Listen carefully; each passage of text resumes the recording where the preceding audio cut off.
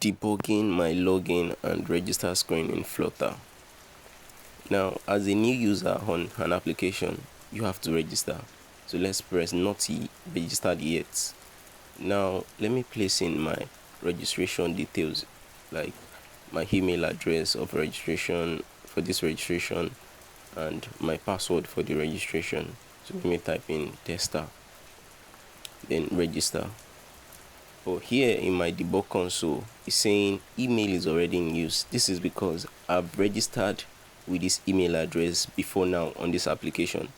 So the backend is telling me that this email address is already in use. There's a user with this email address, and if you check this code here, there's an exception in this code, else if, that if an email is already in use, it should print email is already in use. That's why it's popping up under my debug console there. So let's log in now with that email address and put in the correct password, tester, then log in.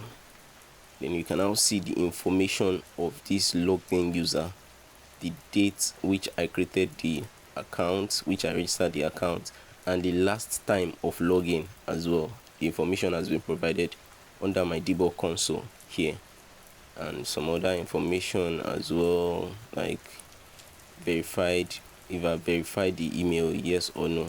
But now let me type in a wrong password to see what the backend will bring out for me. Wrong password. Let me put in a wrong password into that field for my password, then log in. So now it's telling me that invalid credential.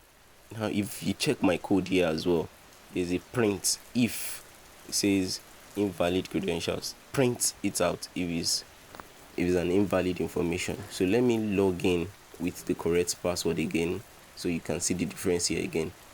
So I've logged in with my correct password, and this under the debug console again is telling me the information about this user that has logged in. So you can see that this is quite interesting, because once you input a wrong password, it lets you know that this user is inputting an invalid credential. But when you are putting in the right one, it brings it up